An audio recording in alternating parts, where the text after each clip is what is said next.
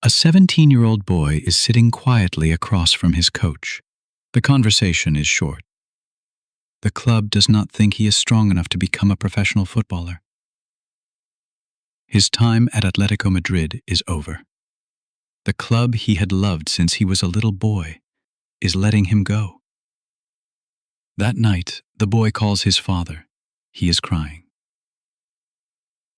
13 years later, that same boy walks onto the pitch for the World Cup final.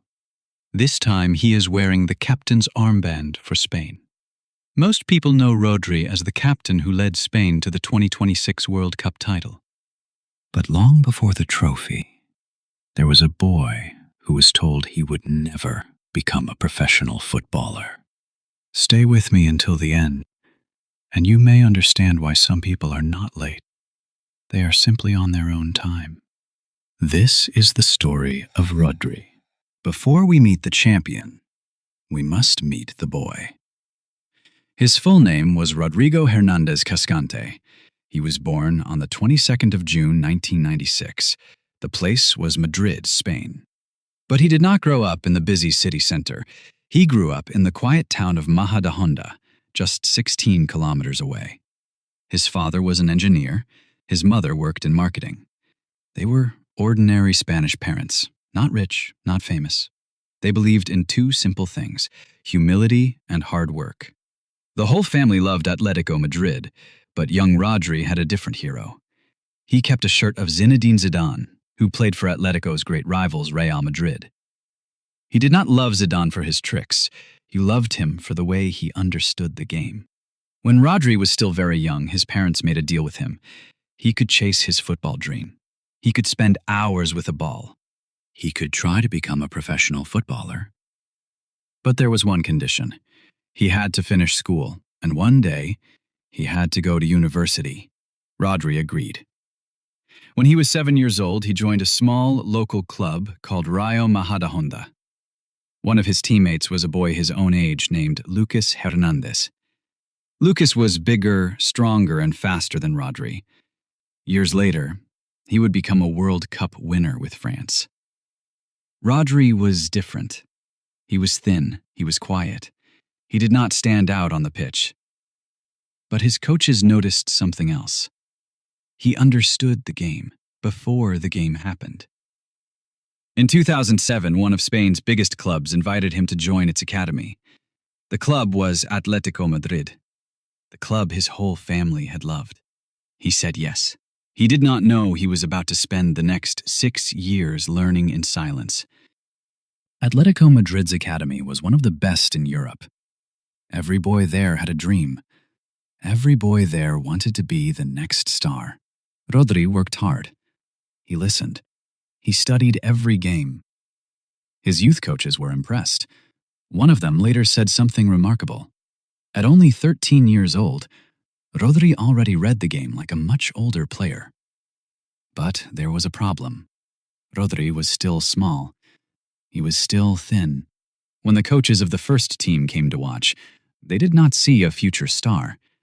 They saw a boy who might not be strong enough. At 15, the academy director made a decision. His name was Julian Muñoz. He moved Rodri down to the reserve teams. Instead of playing in the first youth division, Rodri was now playing in the third division. Meanwhile, that stronger boy from Majadahonda was rising fast in the academy. His teammates had given him a nickname, Big Boss. Lucas was strong. Lucas was physical. He was everything the coaches wanted. 2 years passed. In 2013, when Rodri was 17, the club made its final decision. They released him. 6 years were over. The reason was simple. He was too skinny. He was too weak. He was not strong enough to become a professional footballer. The door closed at the club he had loved his whole life.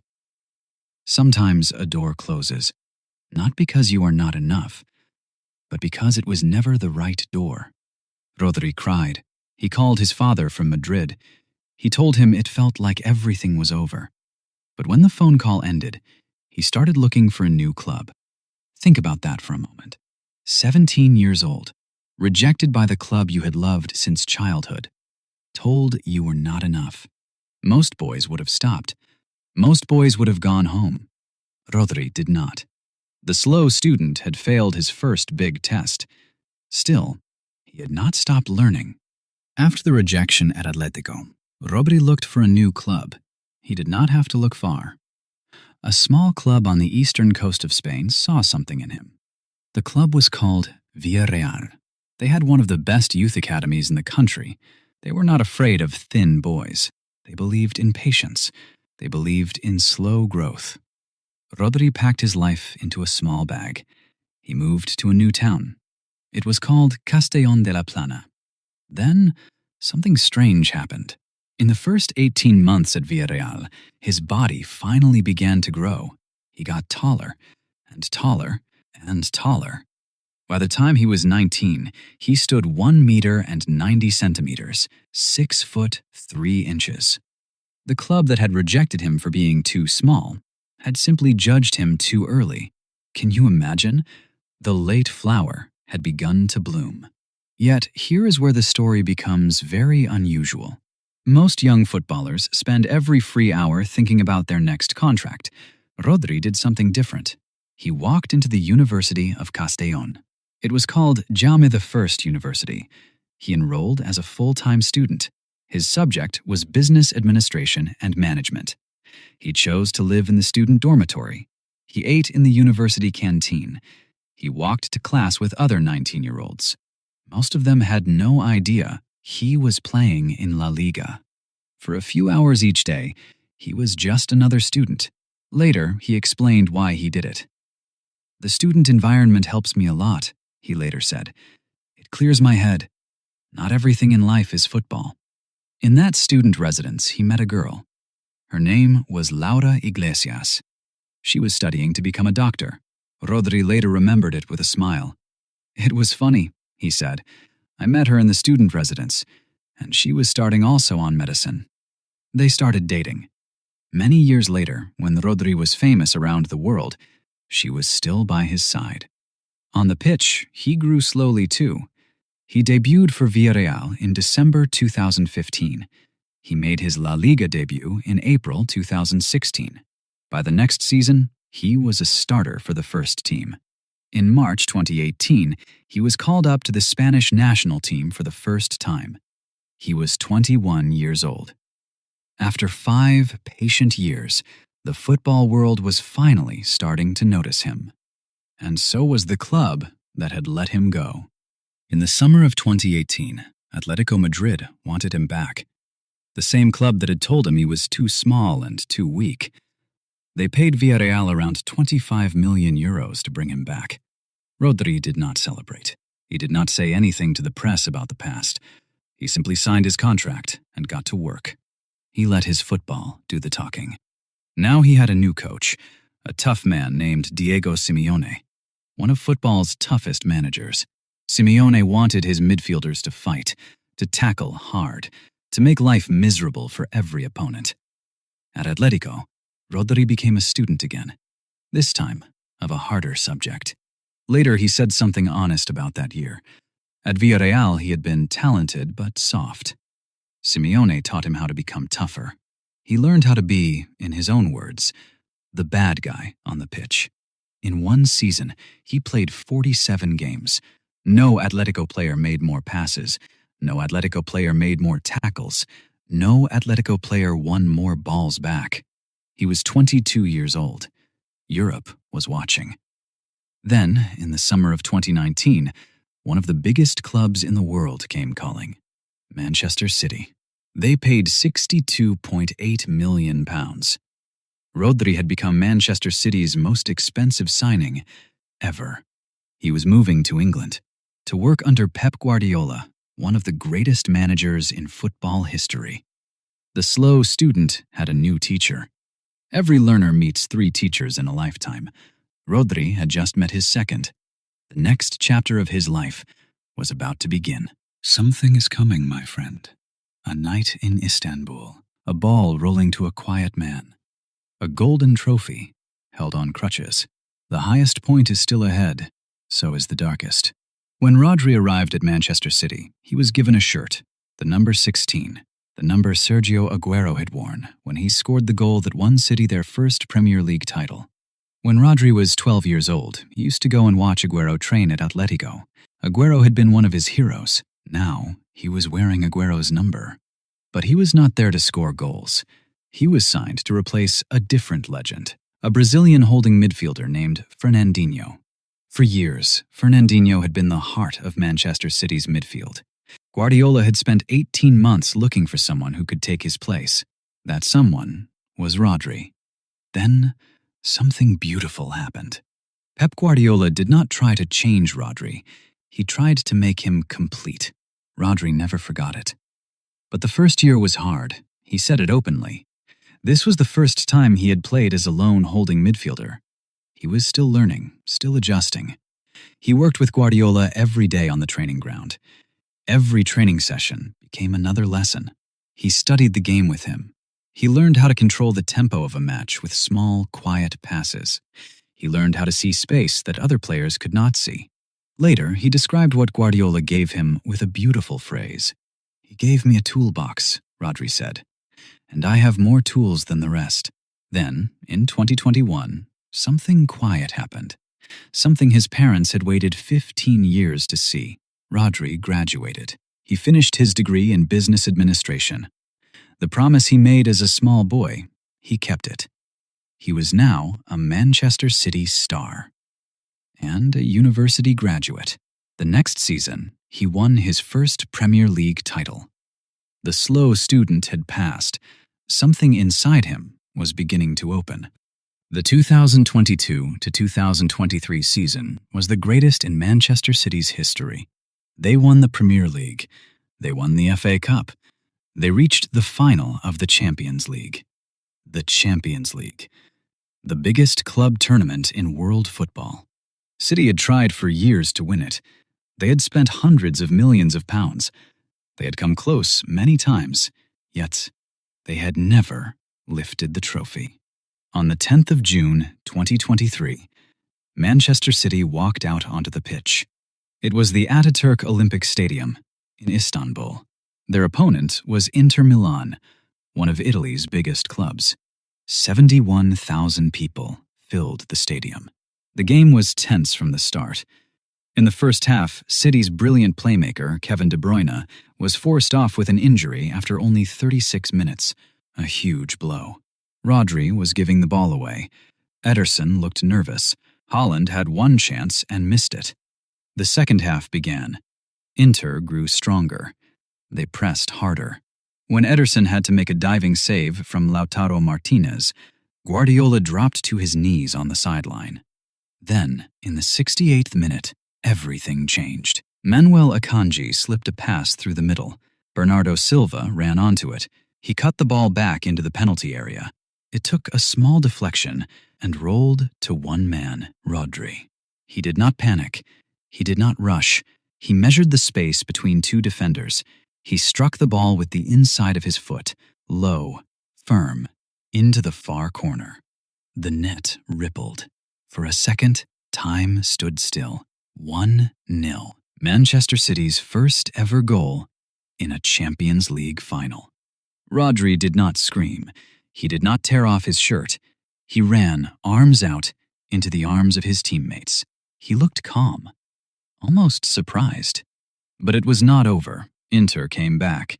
Their striker Lukaku missed a header 6 yards from goal. Ederson saved. City held on. When the final whistle blew, Manchester City had won the Champions League. Rodri was named man of the match. He was 27 years old. The football world had a new answer to an old question. Who was the best defensive midfielder in the world? It was Rodri. In Istanbul, the flower opened for the first time. Quietly, in the 68th minute, the summer of 2024 was supposed to be the beginning of his golden era. At the European Championship in Germany, he was the heart of Spain's team. He started 6 of Spain's 7 matches. His passing accuracy was over 92%. He scored 1 goal. In the final, Spain played England, but at halftime, Rodri had to walk off. His knee was hurting. His teammates finished the job. They won 2-1. Rodri was named the best player of the tournament. Then, in October 2024, another dream came true. Rodri won the Ballon d'Or, the award for the best footballer in the world. He became the first Manchester City player ever to win it. On stage, he spoke to the world, but the first person he thanked was not his coach, not his teammates, not even his father. It was Laura. "Today is our 8th anniversary," he said. Rodri walked onto the stage on crutches. He needed help to reach the top step, but he did not need anyone to tell the world why he belonged there. Only a few weeks earlier, he had suffered the worst injury of his career. It was only his 3rd Premier League match of the season. His knee had given way in a match against Arsenal. The diagnosis was brutal: a torn ACL. Most players would remember that season for the injury. Rodri remembered something else. He remembered standing on that stage. There is something about this image that stays with me. A man at the very top of football, on crutches, holding a golden ball. It is not the picture we usually imagine when we think of greatness, but maybe it should be. Sometimes the highest moment and the deepest wound arrive on the same day. He went home to prepare for surgery. Rodri had surgery just days later. While he was recovering, everything he had helped build began to fall apart. Manchester City lost 4 matches in a row, then a 5th.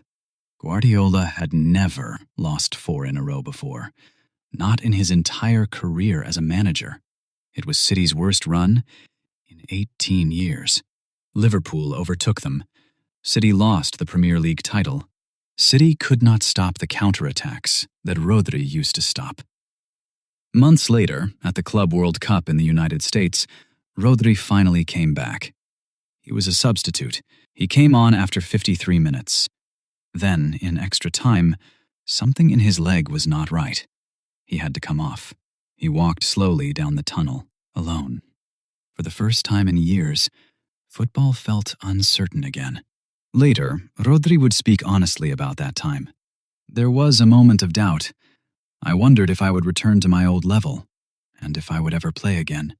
He was only 29 years old. He was scared that his career was over. That season, he had played only 7 minutes of Premier League football. Rodri did not answer the doubt with words. He just kept working. Slowly, in the second half of the 2025 to 2026 season, something began to shift. He played more minutes. He was fitter. He was faster. He was reading the game again. The late flower was still growing, even in the dark. Growth does not need an audience. In the summer of 2026, one more test waited for him: the World Cup. Have you ever waited 10 years for one moment? That was Rodri in the summer of 2026. The World Cup came to North America. Spain arrived as European champions, but they were not the favorites. Argentina was defending the title. France had Kylian Mbappe. Brazil had a young generation of stars. Spain was quiet, focused. At the center of the team, wearing the captain's armband for the first time at a major tournament, was Rodri. Coach Luis de la Fuente had chosen him for one reason. Rodri was the calmest man in the room, the most experienced voice, the one who had suffered the most to be there. Spain won their group. They won every match in the knockout rounds. In the semifinal, they beat France 2-0. They conceded only 1 goal in 8 matches. On the 19th of July, 2026, they walked out onto the pitch at MetLife Stadium in New Jersey. The final. Their opponent was Argentina, the reigning world champions, led one last time by Lionel Messi. Before the match, Coach de la Fuente gave a simple instruction: keep Messi away from the ball. The man trusted to make that happen was Rodri. The match began. Something extraordinary unfolded. Argentina could barely get near the Spanish goal. Messi could not find the ball. When he did touch it, a Spanish shirt was always in front of him.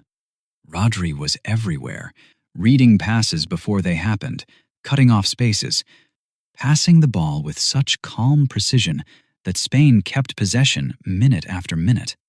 The first half ended 0-0. The second half was the same. Still no Argentine touch inside the Spanish penalty area. Not from Messi, not from anyone. In the 93rd minute, an Argentine midfielder named Enzo Fernandez kicked down a Spanish defender. The referee showed him a second yellow and then red card. Argentina was down to 10 men. The game went to extra time. In the 99th minute, Coach de la Fuente made a substitution. Rodri walked off. 7 minutes later, Ferran Torres scored 1-0. From the touchline, Rodri watched. The boy who had been thrown away by Atletico now stood on the sideline and watched his team win the World Cup. 14 minutes later, the final whistle blew. Spain had won the World Cup for the second time in their history. In the first 90 minutes, Argentina had not managed a single shot. Rodri walked out to receive the trophy. This time, there were no crutches. As captain, he lifted it first. Then came the awards. The Golden Ball, the award for the best player of the tournament.